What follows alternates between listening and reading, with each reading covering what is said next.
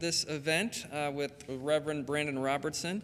His introduction will be forthcoming here in a second here. I just wanted to give you a couple of housekeeping details. Bathrooms are down the hallway to the left. There's 2 bathrooms. They're single user, so you go in, lock the door, and you're good to go. And then we've got some postcards with that Jen's going to give you some events that we got coming up that might be of interest to you if this is interest to you tonight. So I just want to give a big thanks to Jen, who is our inclusion team leader and grant writer. Anyone wearing a black t-shirt with this is on that inclusion team, so if you have questions or they're fantastic human beings, so get to know them a little bit. They are, again, very passionate, and thank you for all of your efforts over the last year working on this very important message and topic. So thank you for that. So just kind of a format for tonight, what this is going to look like. You may have come with some questions. Some questions might come up as Brandan is speaking. We're going to do a Q&A following Brandan's presentation. So after Jen introduces him, he's going to speak for a bit, and then Gina Fories. Gina, raise your hand. Gina Fories is on our council, and she and Brandan are going to sit on these stools and just field your questions and have a conversation that we get to just be fly on the wall and listen in on as we do that. So that's kind of the format, and then we'll have kind of an informal time afterwards where you can come talk to Brandan, and we'll kind of be hanging out there. There's chocolates and water and coffee in the back as well. So with that, I'm going to hand it over to Jen Steele to take us from here.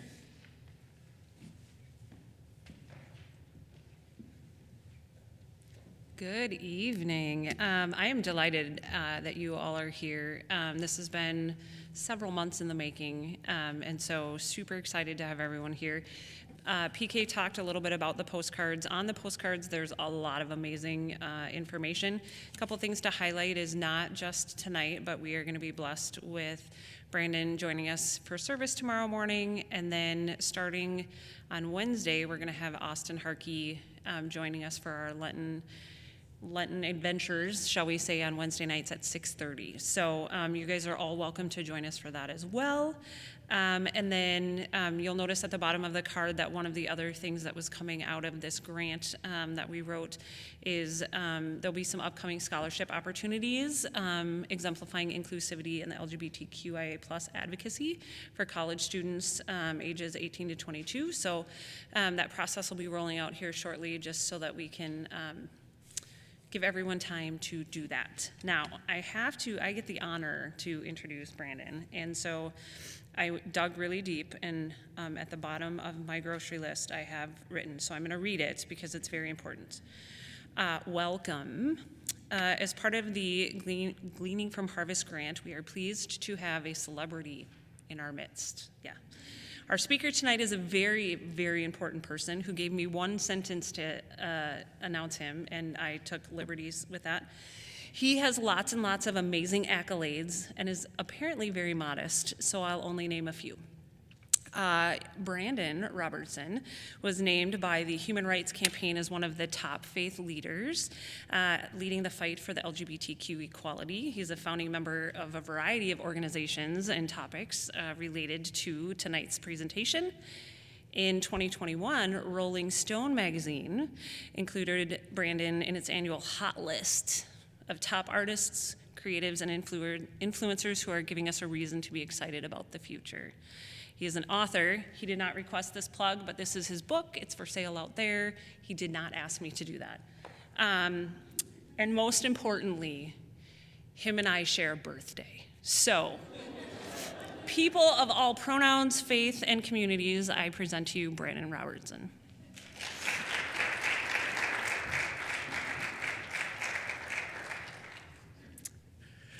Well, good evening, St. Luke. It is so good to finally be here. You probably know we scheduled this in October, and then I got COVID 2 days before I was supposed to come.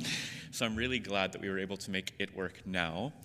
And it is really an honor to be here tonight talking about a topic that your community is so clearly so invested in, and that is how to become truly inclusive. So I'll start with a little bit of a story. It's just our hope that you don't leave here and start waving rainbow flags. Those were the words spoken to me by the dean of my Bible college during my senior year. I'd been called into a meeting with the dean and with my choir director the first day of classes after a professor had seen a picture of me on the internet hanging out with some progressive Lutheran clergy. You might know her, Nadia Bolz-Weber. And they circulated that picture around the faculty because they were worried about the company I was keeping and where it might mean my theology was heading. You see, for a majority of Christians around the world, to be inclusive and embracing of LGBT people is to abandon true Christianity. This is certainly still the case in many conservative evangelical movements, the movement my Bible college was a part of, which churn out thousands of students every year across this country that lead the church in a fight against the culture that's growing more and more accepting of diverse identities. Beyond the exclusively evangelical fundamentalist denominations, there are many more denominations that are using the language of welcoming, even when it comes to LGBT people, but still retain a homophobic undercurrent that when it comes to LGBT individuals, from when they try to become members of churches or when they try to participate or be ordained. And of course, there are many denominations that have led the fight for the full inclusion of LGBT people, led by brave saints like my friend and mentor, Bishop Gene Robertson of the Episcopal Church, or Bishop Karen Oliveto of the United Methodist Church, and many others in all of our mainline denominations that have been making progress for LGBT inclusion. These denominations and communities march in pride parades, proudly display rainbow flags in front of the church, and use gender-inclusive language in their hymns and in their scripture readings. They're really deeply inclusive. But what I want to ask you tonight, and the challenge I want to bring tonight is that really enough?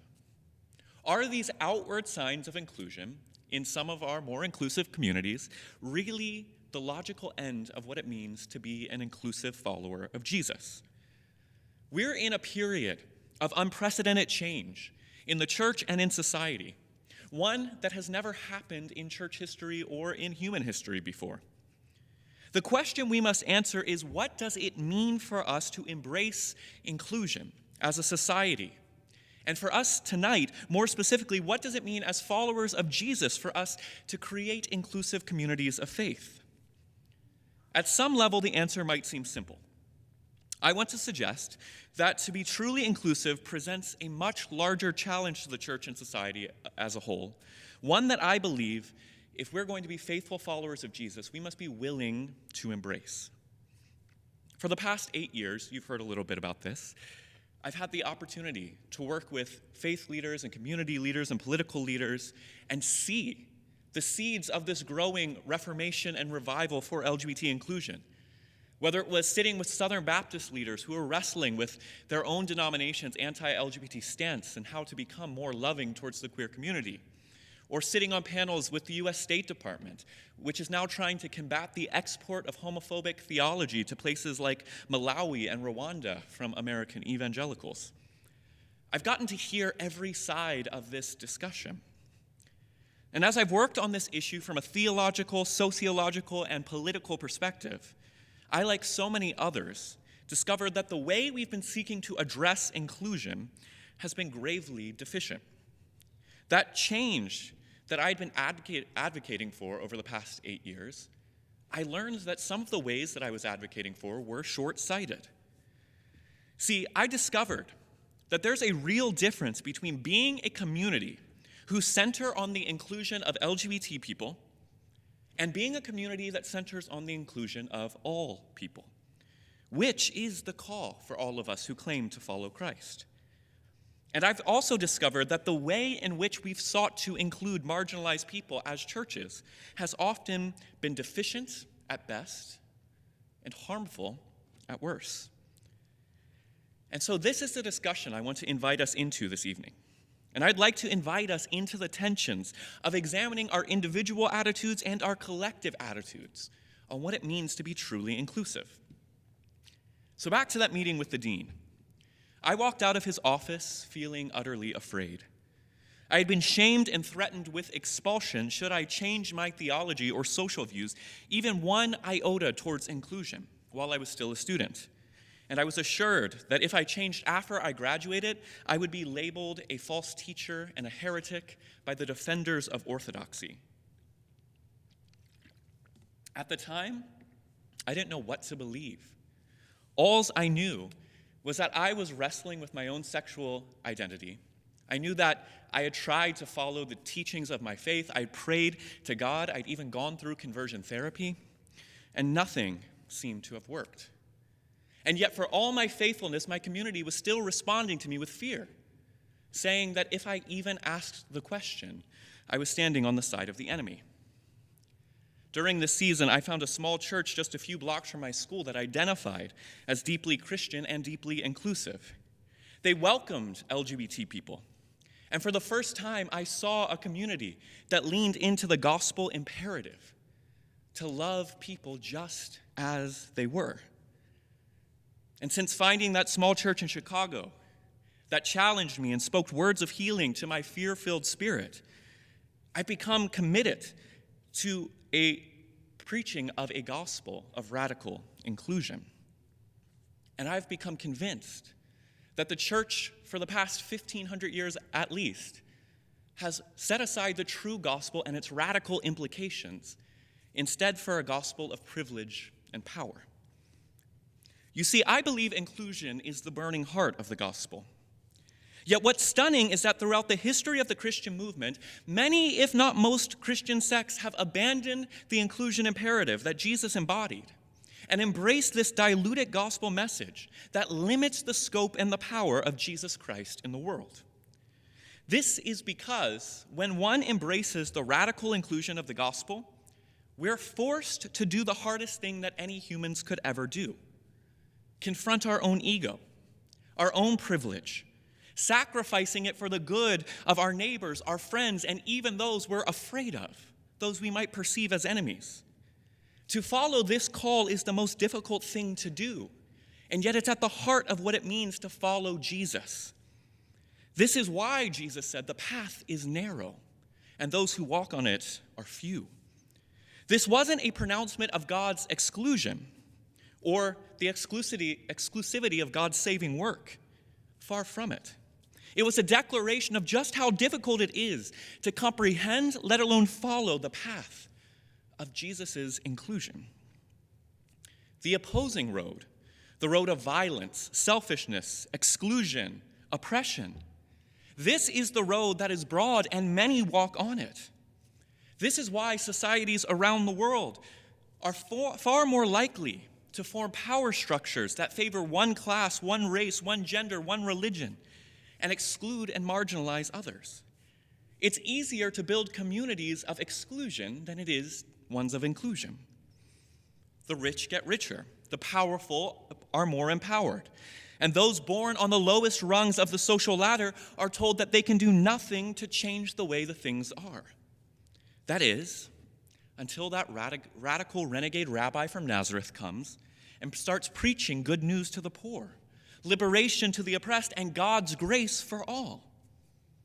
When the grace of Christ unmasks the systems and structures of the world and reveals that they are false constructions, sustained only by myths and lies about the way the world truly works, those on the margins get empowered and are energized to begin tearing down the systems and working for a society and a world where all can stand equal together.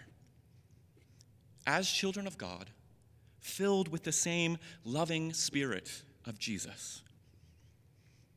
If this message of liberation and inclusion is truly the heart of the gospel, what does it mean for communities of faith that organize around this good news and example of Jesus? How are we to participate in this narrow road of radical inclusion? We know that Jesus empowered the poor, the criminal, the minority, the irreligious, and the unclean. He called everybody to repentance, to stop walking in the ways that lead to death through separation, marginalization, and exclusion, and to begin walking in the rhythm of the kingdom of God, the truest shape of reality that has consistently been suppressed by our own propensity to detest diversity, difference, and to value conformity. When the veil of deception is removed and the truth can be seen clearly, what is to stop those who have been kept low from rising up and toppling the ungodly systems of this world? And likewise, what is to stop those who are at the top with the most power and privilege from subconsciously working to keep the systems of privilege in place that gives them their power and their status? If the message of Jesus' gospel is true, that a new way of seeing and being in the world is being manifest on earth as it is in heaven, that the truth of God's love and grace and forgiveness and delight in all of creation is being pulled up from our collective subconscious mind and embraced as the most fundamental truth of the gospel, then we must necessarily transform the ways we live in the world. A death must occur, a death of our ego, of our fleshly desires, which prefer to uplift those who look like us, act like us, love like us, and vote like us. A sacrifice must take place, not of animals, not religious sacrifices, but rather sacrificing our own privilege and comfort and power. We as Christians are called to lay our lives on the altar of sacrifice, not to appease an angry God, but to demonstrate to our neighbors that we love them, that God loves them, and that we will not act for our own self-interest, but for the collective good of all of us together. This message of inclusion, I believe, is the burning heart of the gospel, and it's the cornerstone of the Christian faith. If we who bear the name of Christ are going to follow the Jesus who crossed every boundary in order to bring back the most wayward sheep, we must be willing to follow that example as well. Going out of the four walls of our churches, finding those who are excluded and bringing them in. Because all people are made in the image and likeness of God. All people are our siblings, sharing in the same spirit and life that pulsates through all things. If we're willing to accept this truth, then we can truly bear the name of Christ and be confident in calling ourselves Christians. Which brings me to the big point. In order to understand this need for inclusion, we must understand the impact of exclusion. All of us here tonight have been excluded from something at some point in our lives.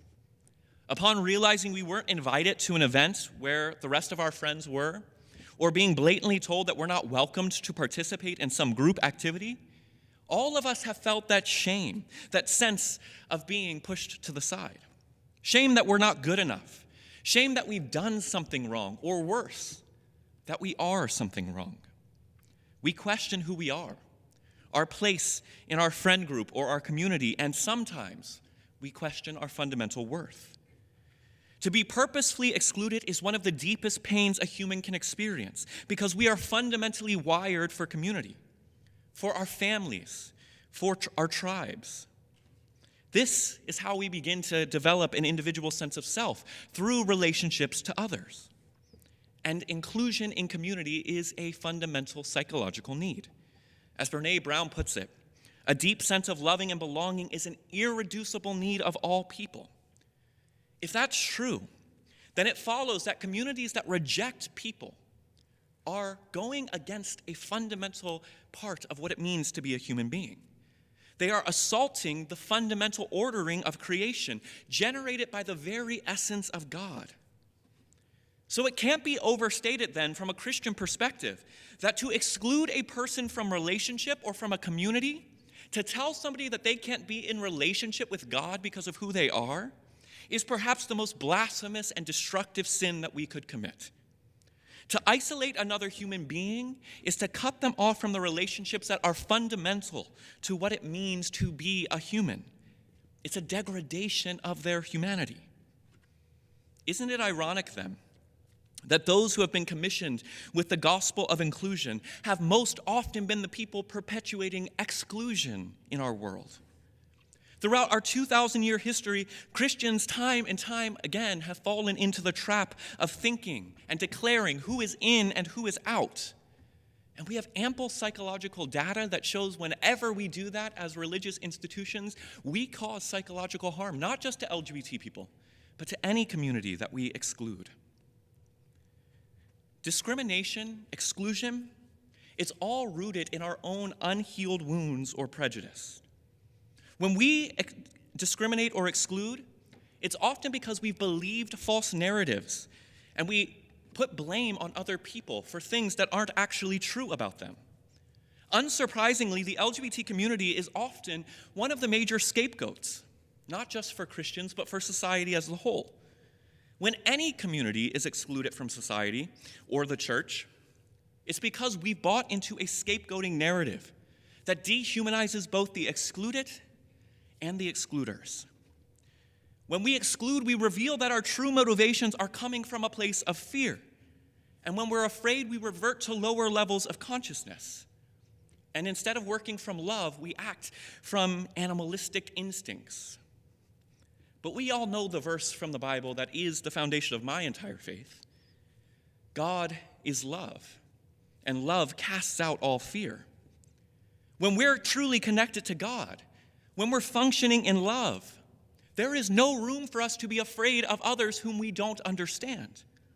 When we function from love, we are brought together. We commit to do life with one another, with those who are different, with those who challenge us, with those who previously we might have been afraid of because we didn't understand. But love asks us to sit and to listen and to learn and to look for the face of God in the different people that surround us. Now, this work, it's not easy. It's not a one-time process. This is something our denominations often do, right? They walk churches through an inclusion process and declare you're now inclusive. But to be truly inclusive is an ongoing posture of life. We must always be asking who is not being welcomed in our space, whose voice is missing, what perspectives aren't we hearing? And the reason we do that is because we believe that when people in all of our diversity are not represented, we are missing something. To be conformed to the image of Christ is to be reformed and refined into the image of the second Adam, as the Apostle Paul puts it. And the word Adam in Hebrew simply means human. In Christ, all of our walls are torn down. And we're united across all of the boundaries and the borders that we falsely erect as humans. The Apostle Paul says the goal of Christ is to create one new humanity. One new humanity. The stunning reality, friends, of embracing true inclusion is that it's not just a justice mission to reach out to those on the margins. When we actually embrace true inclusion, when we set our minds and our missions towards going out to the highways and byways and finding those whose voices aren't being heard, we become liberated. We begin to heal. We begin to learn and be enriched. Inclusion is a blessing not just for the marginalized, but from those with the power and the privilege, the gatekeepers. The truth is that the process of becoming LGBT affirming, or for your community to become focused on racial justice, or just about any other issue of justice or equality for marginalized people, often causes the community to rethink other aspects of our theology, doesn't it? Because as marginalized perspectives are added to the tapestry of our faith community, we're challenged to see through their eyes and to see with their nuances. I've worked with dozens of communities that started off as non-inclusive, and they wanted to go through a process towards LGBT inclusion. And yet, they tried to hold on to rigid traditionalist theology. And often there's a great tension and dissonance that arises in that congregation, because by integrating minority perspectives into a community, you're also necessarily opening up your community to rethinking what it means to have faith altogether. You're inviting your community to see from another side, to consider a different point of view. And most of us know that we're drawn to inclusive communities not only because they include the marginalized, but because they're safe spaces for us too, to embrace different theologies or beliefs, to deconstruct and to reconstruct with different theological paradigms. You see, the call to be truly inclusive is a call to embrace not just marginalized people, but a broad diversity of perspectives and human thoughts, with all of their colors and complexity and diversity. When you begin to open your door to include marginalized groups, you're also opening it up to many different perspectives as well. And you should be prepared to become a community that embraces questions, doubts, the ability to listen for what the Spirit of God might be saying and calling your community towards, even if it challenges your traditional beliefs and practices. The more diverse our communities seek to become, the more we embrace those on the margins, the more we will reflect the image and likeness of our diverse God.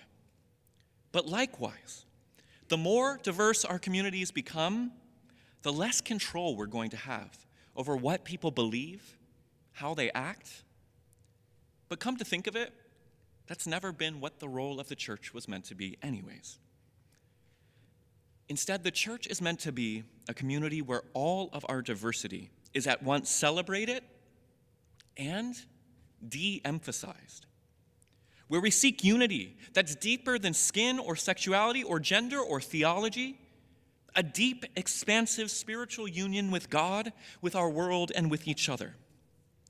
To be truly inclusive is to welcome the messiness of human perspectives and to give up our hope of having certainty or a community that conforms to any set of beliefs in exchange for more robust communities that are united in values but are wildly diverse in our expression of our faith. When you open the door to true inclusion, it will always lead to far more folks stepping out of their fear-based chambers and into the freedom of being able to be who they are. And that's the most beautiful reality. Inclusive communities become safe havens, not just for the marginalized, but for those who are leaving behind rigid theological communities, those who have been marginalized, those who have never felt like they fit in. They become places where a lot of broken people with a lot of work to do show up and seek to be involved and empowered. This is often the opposite of what happens in belief-restricted or exclusive communities. Walk into any evangelical megachurch around, and I guarantee that what you'll find are a couple thousand people with similar skin color, similar income levels, similar political affiliations, and the same similar worldview. You'll find people who are comfortable and who see their church as an extension of their culture and their community that they generally live in. Very few people will be greatly challenged in those communities to see a different perspective. And if you do bring a different perspective in those communities, it's quickly refuted. These sterile communities can look great. They're comfortable and appealing to our human nature. But they send a clear message. Unless you have your stuff together, unless you align with us, you can't actually belong here. On the flip side, if you commit to being a community that embraces true inclusion, and you become a place where people from all walks of life are truly welcomed and not being forced to conform, but rather they come and are seeking to be empowered to be their true selves, you're going to find your community gets much more complex, much more messy, much harder to manage. But again, the church was never meant to be a conformity institution. It was never meant to be a neat institution. It was meant to be a robust family where we challenge each other, where we are forced to expand our minds, where we're forced to take on new perspectives. The folks who come into an inclusive community might not be interested in your Sunday service or your Wednesday Bible study, but they might want to connect or bring their own spiritual practice in new ways, whether that's a yoga class or meditation groups or discussion circles at your local pub. Truly inclusive communities measure their success not by how many people fill the pews on Sunday mornings, or those who have entered through your discipleship or membership process, but by people engaged in various ways throughout the week with various manifestations of what your community can look like. What I want to challenge us just very briefly tonight is this: that if we're going to embrace true inclusion, it's got to be more than just a process of becoming LGBT inclusive. We've got to be willing to rethink what it means to be a church community at all. We've got to rethink what it means to be a Christian at all.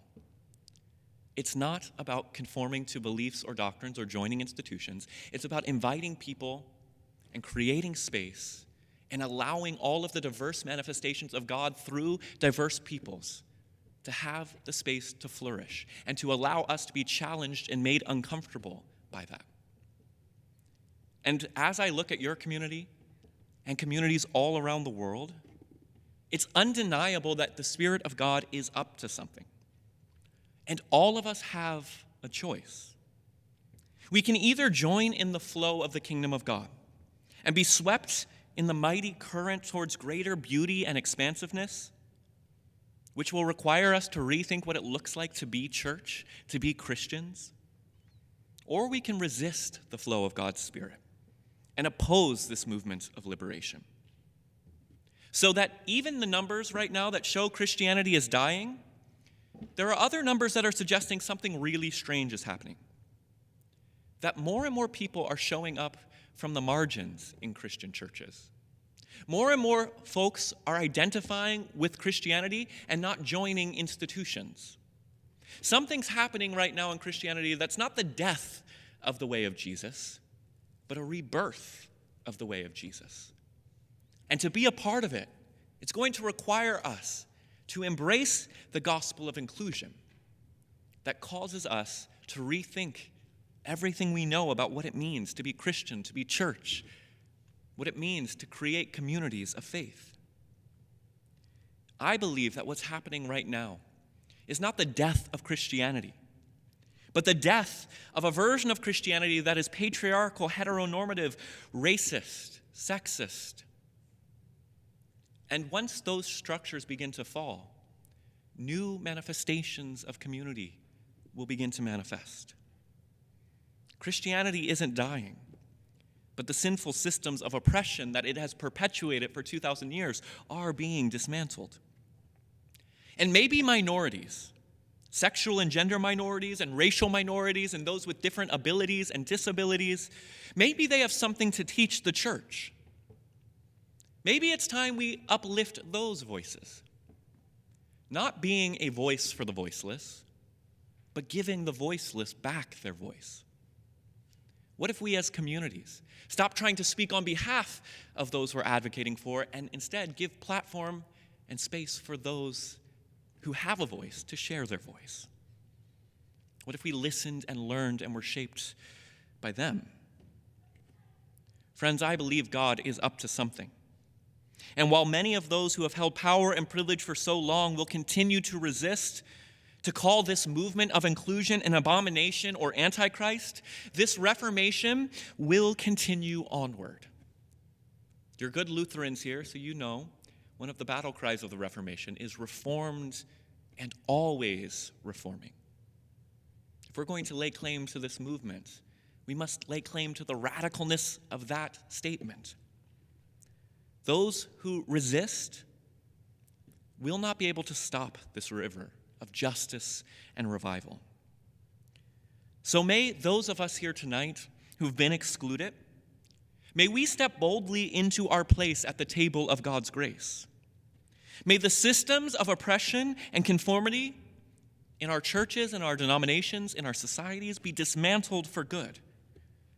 May our communities strain to be truly inclusive by listening to the voices that have been marginalized and being willing to rethink, reform, and renew what it looks like to be a community of faith.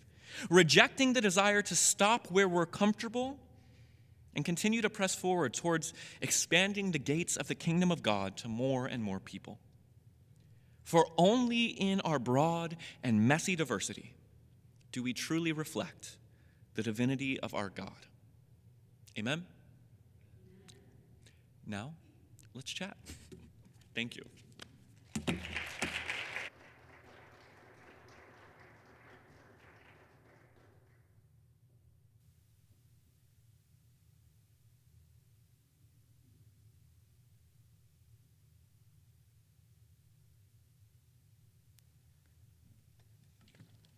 Spill water everywhere. Sorry. Mic check. We working? Testing, testing. All right. Whew. Okay. I just need a minute. I feel like I was holding my breath while you were talking. Deep breaths. Like, ooh, this is a lot coming at me all at the same time. Thank you. Thank you. Thank you for giving us that part of you. I feel like we're going to call this section of the night the Oprah section because I've decided I'm going to channel Oprah here as I'm interviewing you. Love it. Okay. So, to maybe just kick us off with a lighter question, Yeah. we'll go deep quick. But do you have a favorite definition of inclusion? That's a hard question. I probably defined it 50 different ways over the years. But I really do think inclusion is simply kind of what I just harped on for 20 minutes, is opening up our boundaries, personal, communal boundaries. And there's one line that I use, and I keep repeating it. It's giving the voiceless back their voice. It's not speaking up on behalf of people. It's not even doing your homework and reading about people's perspectives. It's actually listening, sitting at the feet of those who have been pushed to the margins and learning what the world looks like from their perspective. And as you digest that, you will naturally be changed. The way your community holds itself will be changed. And so I just challenge the idea of inclusion being like a process or being something you can do one time. Instead, it's a posture of always listening, being self-aware as community, saying who isn't being heard, and finding where they're speaking. And if they don't have a place to speak, giving platform to people that are marginalized and allowing their voices to transform us. And so that is not a concise definition, but there you go. I like it. I heard you say your definition is giving voice, opening up and giving voice to the voiceless. Yes, Okay, perfect. let's call it that. Love it. All right, thank you. All right, so another thing you said, talking about how exclusive communities really find their power in that exclusion. Yeah. I believe I said something under my breath, and Kate as well, when you said that, like, dang it. Yeah. So where's our power as a community of inclusion? Where do inclusive communities find their power? Yeah. It's a good question. So in the book True Inclusion, one of the things I start off with is saying, if you're going to become a truly inclusive community, give up your hope of seeing this auditorium packed ever again. That was really hard. I wrote this book while I was in my first pastorate, and I told my church, we're not going to grow like the mega church down the road, because being truly inclusive means that you're going to welcome people in on different places of their journey. They're going to stop in, they're going to get healed, and they're going to move on. Because the institution is no longer, the institution cannot hold inclusion, right? Inclusion goes beyond getting people to join a community. And so, as a community, to find your power in being inclusive, you have to change your frame. You're not trying to grow Sunday services anymore, speaking from a church perspective. Instead, you're trying to be of service to the most people and for yourself to be transformed. There is a healthy selfishness here too. And I tried to highlight that is when you're inclusive, you grow, you become enriched, you become a more well-rounded person, and you're liberated from all of the conformity that all of us have been subjected to. Everybody has fit into molds and put on masks. And so when we come into proximity with marginalized people, we're empowered to take those masks off ourselves and to start expressing ourselves in its fullness. And so, again, it's hard to have concise answers to some of these questions, but I think the power of inclusion is to know that you're going to be a community, as a church, you're going to be a community that many people come through. I call it a revolving door community. They're going to keep coming through. People are going to keep coming in. Your posture, your calling, is to be a waypoint along people's journey towards wholeness and healing. And that's a fundamental shift for churches, for pastors, for communities, because it used to be communities of exclusion are all about come and join us, and that's it. You're here, the door's closed, you're a part of us. That's not what we're called to do. And if you read the Gospels, that's not how Jesus treated his disciples. There was always a freedom. Come or go as you please. Some people will stick around and stay. Amazing. But that's not how we're finding our identity anymore if we're going to become a truly inclusive community, if that makes sense. Yes, and I like how you maybe how I would sum up it would be, we're not a church with a whole bunch of people attending service, but Right. we are a community that is of service to the most people. We don't have the most people at our service, but we are of service to the most people. We got a Can someone preacher write up that here. down? Goodness gracious. Okay, very good. I love it. All right. I think you just answered that question. How about this? Is there a wrong way to be an inclusive church? Yeah. Good, I'm glad. So I'm many glad to wrong hear. ways. Well, and I try to tread lightly on this, but I started off there in my talk, and I start there in the book. It's a lot of well-meaning progressive churches do all of the external things to signify inclusion. Rainbow flags and Black Lives Matter posters out front, and there's a place for that, and that's good. But if you're not actually willing to engage with those communities, if it is performative, that's not inclusion. If you have a Black Lives Matter sign out front of your church, but there aren't black voices included in your community, then what's the usefulness of that? If there's a rainbow flag outside of your church, but there isn't a platform in your community for LGBT folks, and when an LGBT tragedy happens in your community, your folks aren't showing up for that, are you inclusive? And this is my big critique of our progressive denominations these days, is we have processes. In the Disciples of Christ that I was formerly a pastor in, it was called like the inclusive church process. And it was literally, you go through like a 6-week thing, you get a little thing to put on your church door, and you're labeled an inclusive community on a website. And it's like, no, you've just taught churches how to use some right language. That's nice.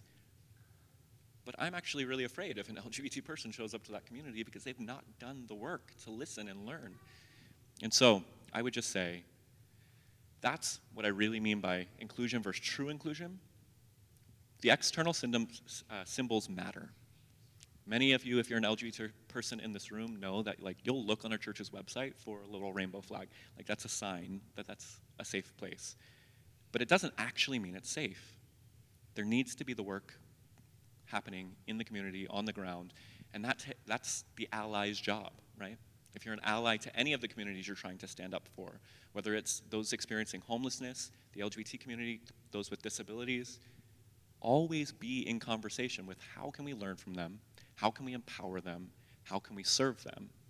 And I think that's a much harder process. It's a big investment.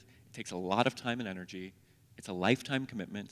But as I said, that's why Jesus said the path is narrow and few walk on it, because this wasn't an easy path that we agreed to follow when we decided to follow Jesus. Well said, thank you.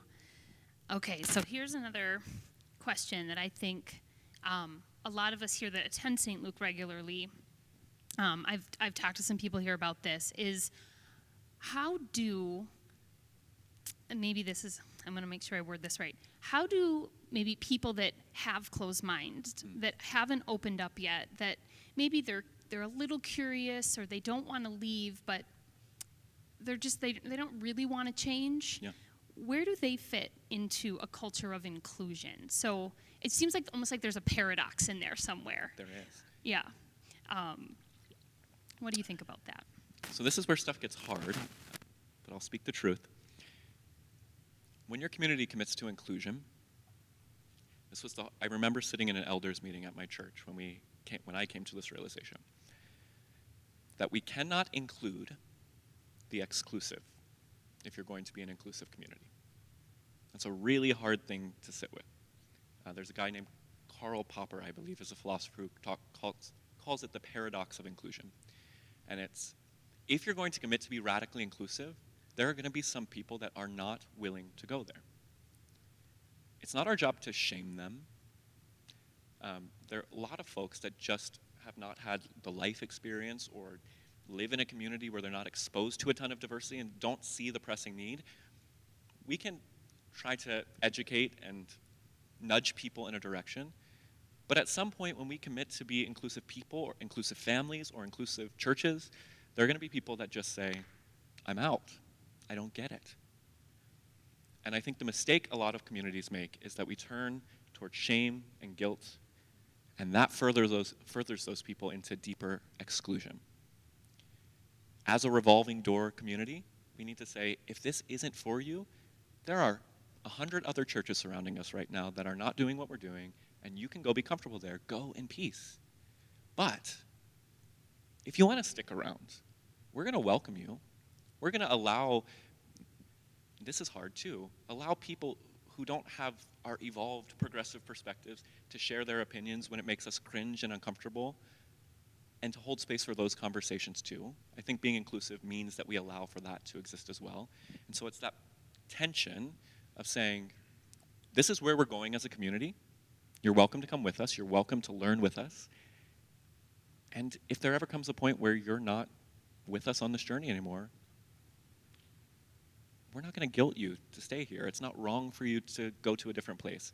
And I think I talk about this in counseling one-on-one most of the time, of people that deal with like exclusive parents, if you're an LGBT person. The way you're going to change their heart and mind is not by demanding that they come and listen to your inclusive version of Christianity, not by calling them bigots.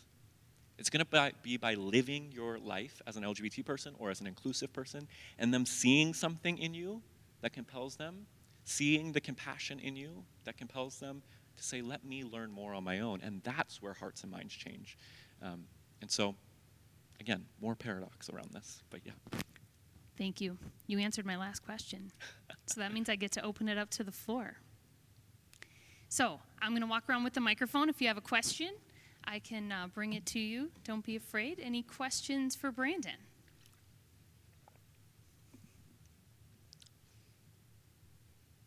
Yeah. This is not related at all, but is Culver's just a Midwest thing? I think it is. Okay. Is Culver's just a Midwest thing? Yes. I've had it before, but it's definitely not on the East Coast. And there might have been one in California when I lived there. I think it's a Wisconsin thing. Okay. Mm-hmm. That's why it's a butter burger. Mm-hmm. All right. Yes. Do you travel a lot because you want to see other people's opinions? It's a great question. Yes. I grew up in a family that didn't travel at all. And so when I got to college, I joined a choir, and we traveled the world. And for the first time, we started going around to different countries. And I got to see, the way I put it, see God working in different places and in different people that I never knew God was working in. And I think I'm more inclusive today because of all the experiences I've gotten to have sitting with different people all around the country and around the world. So if you're blessed enough and have the privilege of traveling, do it. Go listen and learn and sit at the feet of other people and learn their perspectives. It's a great question. Thank you.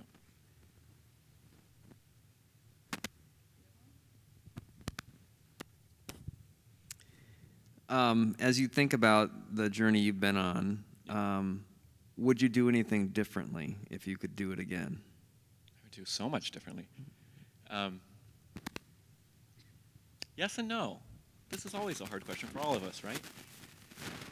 Part of me wonders what my life would have looked like if I didn't spend 4 years in a fundamentalist Bible college that demanded I go through conversion therapy and all of that fun stuff. And then part of me is really cautiously grateful for that experience as well, because it helps me. I feel like my primary calling today is as a missionary to evangelicals. So I actually spend more of my time not talking to progressive communities, but talking to very conservative folks, because I know their language and I know their culture and I can speak to them. And so I'm grateful for that. But I do think that I was just so, and I feel like so many people are so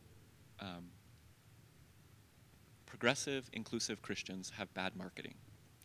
And so many people don't know that communities like yours exist. And I really do wish I would have done a little bit more research early on in my journey. And I really wish some progressive communities would have marketed a little bit better early on in my journey, because we can save people so much pain, so much trauma, so many people walking away from faith altogether needlessly. It's the number one comment that makes me feel great, but it's sad on my TikTok, is if I had a pastor like you, I would have stayed in church. It's like, I'm not new. Our denominations, your denomination, have been doing this for 40 years. So, yes, I wish I would have found an inclusive community earlier, and I'm grateful for the experiences nonetheless. Yeah. It's kind of bridging to my question. How do we go from, I feel like I personally at least am at the transition point of trying not to do just the external stuff that you're talking about. How do I help myself connect with other people in that way that's going to be able to not pull them in like you're saying, but how do I help them even know that this exists? Yeah.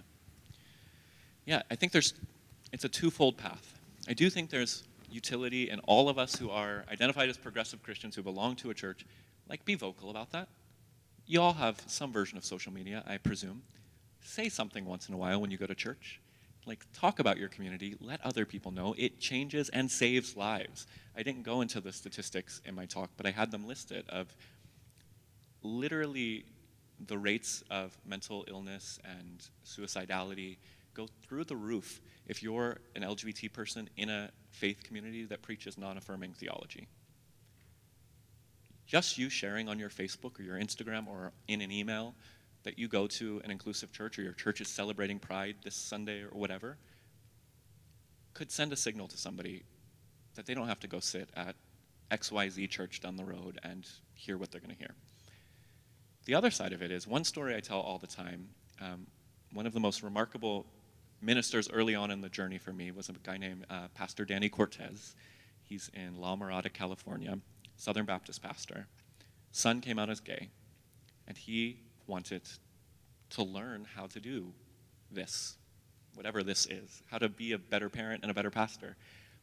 And so he started writing his sermons in West Hollywood, which is the gay neighborhood of Los Angeles. He would just sit in a coffee shop and be around a community that he didn't know anything about, and would strike up conversations, not there to invite them to church, not there to convert anybody, was there to make friends and to listen. And what I would challenge people, it takes a lot for us to do this, I understand, but if there's a community you want to be a part of, don't go necessarily asking them to educate you, but go be in their midst. That's the model of Jesus, by the way. The Word became flesh and made his dwelling among us. The model is go to the place you want to learn. Immerse yourself in those people. Make friends. It's uncomfortable. But goodness gracious, when you do it, you will be transformed, and it's the best education you can get.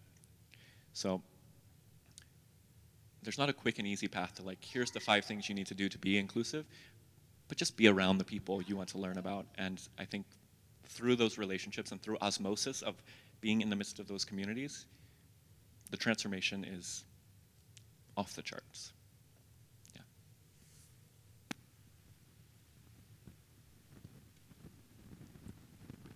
Yeah.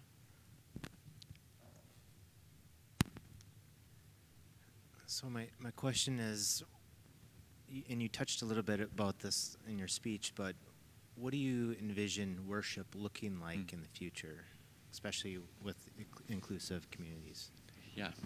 The future questions are always hard. I spent the first part of my career, I ran something called Re-Evangelical. I was an evangelical, and was all about like, let's re-envision what worship looks like.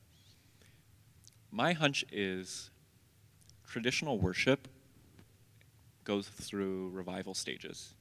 And I think we're about to, in the near future, there will be a desire for people to come back to traditional kind of churches, which is good news for our mainline denominations.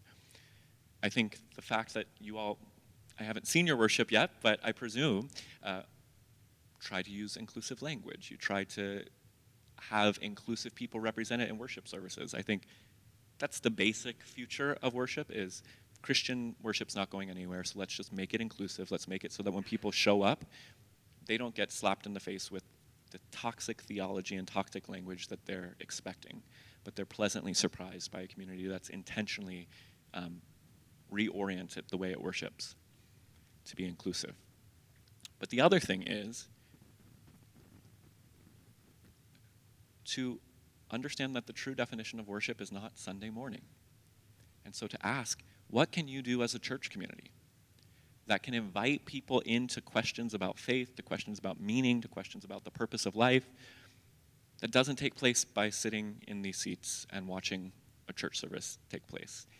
And I'm sure you all do this in many forms. I know in our community, we tried to figure out different connection points for people to come into contact with our church. So we had yoga classes, we had beer and hymns, we had theology on tap, we had various touch points where we weren't trying to funnel people into a Sunday morning service, but we're saying, come to any of these opportunities we have that meets where you're at on your journey, and you're a part of our church.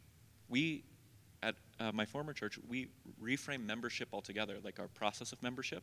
We got rid of it and said, anybody who commits to show up to any of these things regularly is a member of our church, whether they ever take communion with us, whether they're ever confirmed or baptized. And if you go back to, there's a book that came out recently called Before Jesus, After Christianity. After Jesus, Before Christianity. That explored what the early Christians did. Their communities looked a lot more like that. These were just people living together without formal worship structures that were just trying to invite people into a new way of living in the world. And so I just would always invite Christians to be rethinking what it means to worship beyond the confines of a traditional worship gathering, while also remembering that there will always be people that want ritual and rhythm and this kind of environment. And so it's not give up one, it's embrace it all. And yeah, that's a hard process for a lot of communities, but I think it is the necessary process for the future. I'm going to ask this question I'm not trying to give a voice to people, but I do know that people are at different places in their journeys. Yeah. And one of the areas I know when I don't know a lot about something is I read. Yes. Are there books that have spoke to you, that you reference often, that really, besides yours, of course, True Inclusion, of course. But are there any books, if you think about even like a resource library and just meeting people where they're at, if that is their preferred way, do you have ones in mind? Well, that's the good news of the age that we live in, is that on all of these topics, whether it's racial justice, LGBT, disability, socioeconomic stuff, the amount of resources being produced is insane. And if you literally just, I've tried to do lists before on my website for people, and it's very difficult because new resources keep coming out quickly. What I recommend doing is if you go to the major denominational publishing houses, Fortress Press, Westminster John Knox, Orbis Books, Chalice Press, you can Google mainline publishers. Just go on their pages every once in a while and you'll see amazing new resources. I mean, I can't talk enough about Austin Hartke and his book, Transforming, which is the first trans theology from a traditional Christian perspective that I know of, at least in this generation. Such a foundational resource for beginning the journey about LGBT in the Bible. Matthew Vine's God and the Gay Christian is a foundational starting place. Endless amounts of resources. So I'm also happy if you do have or if you want resources on a particular thing, any of you can email me anytime. I love recommending books and series and all of that stuff. So please do that. Okay, so I have to ask you this question now. Yeah. What are you reading right now? Well, not much because I just signed a book deal, so I'm writing a lot. Or listening to or watching on TV. Yeah, I mean, these are all going to be very off topic. So on the airplane today, I was listening to a book by Marianne Williamson called A Return to Love, one of her first books. Because I'm interested as a pastor in trying to talk about Christianity in ways that are broader than traditional Christianity. Because I think that to be inclusive means that especially for those of us who feel called to ministry, the Apostle Paul in the book of Acts quotes pagan philosophers and pagan poets to talk to the people of Athens. I feel like as somebody who wants to talk about God's love, I want to figure out new ways to talk about God's love. And so I'm always listening to people of different faith journeys and faith paths. So Marianne Williamson was today. I read a lot of fiction too, so I'm reading I also have the worst memory. The guy who wrote Call Me By Your Name wrote a follow-up book. Do you all know that book? It's like, yes. So I just started reading, I think it's called like Find Me or something. Great fiction book. Anyways, yeah. I saw a hand over here too. Yeah. Have you met anyone famous? Yeah, what does famous mean?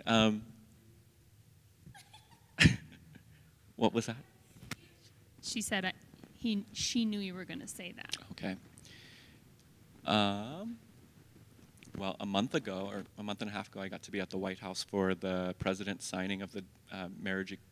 I forget what it was called now, but it was the LGBT marriage equality bill, and so I got to shake hands with the president, and that was fun. Yeah. He's famous. All right. Does anyone else have any questions they want to ask Brandan? Yeah.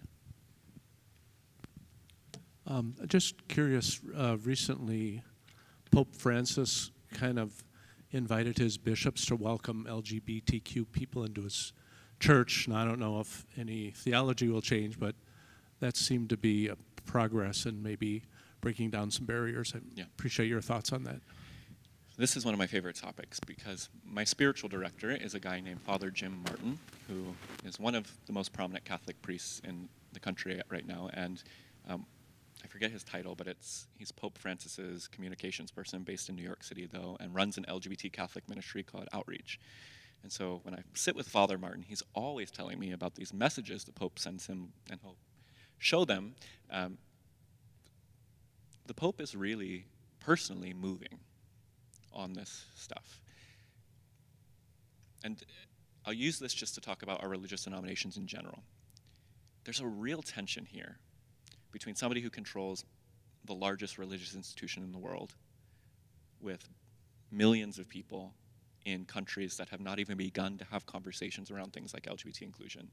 There's a level of discernment of like, I might be here, and what is the pastoral thing to do?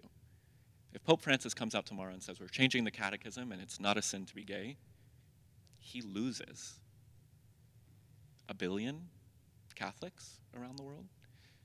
And is that progress? We don't know. And so I find myself, I've gotten to be privileged to have conversations with denomination leaders from conservative denominations over the past few years. And I get the cry of my LGBT siblings when they see Pope Francis say things like he did a few weeks ago, which is like, it's a sin to be gay, but LGBT people should be loved and accepted and blah, blah, blah. From most other religious leaders, I would say that's unacceptable. But for the Archbishop of Canterbury, for the leaders of denominations that represent people all around the world, it's so complex. We have colonialism we have to think about. We have racial dynamics we have to think about. We have cultural dynamics we have to think about. And so all that to say, for the Catholic Church, I'm hopeful that before Pope Francis retires, which I think he will soon, he will make as much change that is possible within the Catholic Church. And he's already empowered people like Father Jim to really high levels of leadership that are changing global Christianity. It's slow. We're trying to change a 2,000-year institution, all of Christianity, so I just don't think we're going to see a majority of the world's Christians be LGBT inclusive tomorrow. But I do think that we should take heart and be hopeful that from where I sit, the people at the top of most of these institutions are being convicted about these issues, and the change is happening. And so that's why I keep doing the work that I'm doing, because I think it's actually happening, and we will see it in our lifetimes. So, yeah. The arc of the universe bends towards justice. Yes. Are you a preacher? Informally. Incredible. And I also want to say, I'm really impressed by the inclusiveness of people of different ages, the children in this community. Thanks to all the younger folks for speaking up. That's been really incredible. Thanks for being here, seriously. Yeah, they're cool kids. They are. All right, any last questions before we wrap it up for tonight? Yes. All right, close this out. This might be a little deep for you, deep for all of us, but you're sitting on an airplane. Uh-oh. Somebody sits down next to you. You strike up a conversation. Somehow they mention the cliche, hate the sin, love the sinner. Because I hear that a lot as a pastor. Yeah. People in the church try to figure out a way to justify their exclusion and their theology and their beliefs. How do you respond to that in a way that's, you could give a response of the theologian in you, right? Yeah. But you're looking at another human being in an informal setting. So how do you respond to that kind of language? Yeah. Wow. Well, first, I'm the guy on the airplane who puts my earbuds in. I'm not talking to anybody. So, introvert. But if that did happen, and it does happen, there's two things. First, this has been the hardest lesson. For the first 5 years of my journey as an out LGBT Christian person speaking publicly, I spent so much time debating. I would go on radio shows with conservatives and sit on stages and debate, and sit down with coffee meetings for pastors and debate. Not one person changed their mind. The theology, frankly, is irrelevant. It's not the thing that's actually keeping people from believing. A broader theology is keeping people from being inclusive, not the 6 clobber passages. It's their entire paradigm of a God that is based in fear. And that's more than I'm going to be able to unpack on an airplane or even at a coffee meeting. And so I think there's a role for allies to say, there are different perspectives on this, and that if it's a good space to go into that conversation, great. But 90% of the time, it's not. The way you're going to change their heart and mind is by saying, if it was you, and I'm sure you would do this, I'm a pastor of an inclusive church. We love Jesus. We're like, I would love for you to come and visit our community sometime. Me as an LGBT person, I would say, if it seems safe, I'm a gay Christian. I've been devoted to Jesus for 20 years. So, we disagree on this, but I just want you to know that, we're brothers and sisters, siblings in the faith. And because it's when people see an LGBT person or an LGBT affirming person living out the Christian faith that you dispel all of the stereotypes they have of us. That's the number one thing that a non-inclusive person fears, is they've heard so much of what it is to be a gay Christian. They expect me to, God knows what, think of all the stereotypes that are out there of a gay person in society, and they throw all of those onto me as a gay Christian. And so when I show up and sit down and I'm just a Christian, normal dude, whatever that means, I just show up as myself, they're like, oh, that's not what I expected. What they are expecting is for us to tell them that they're bigots and say, you're a homophobe and I'm not going to talk to you. I think the challenge of our faith, and this is very unpopular, and I've gotten in trouble on Twitter for saying this kind of stuff, is that we're not called to debate most of the time. We're called to embody love towards our enemies. And in that witness, more times than not, people are going to go back and think about that interaction with that inclusive pastor and be like, he seemed like every other pastor I've ever met, or they seem like every other Christian I know. And those experiences change people's hearts and minds. So it's an exercise in resisting the temptation to jump in debate. I, more than anyone, find myself not following my own advice and diving in and telling people why they're ignorant. But 9 times out of 10, that's just going to make the situation not progress in a good direction. So, yeah.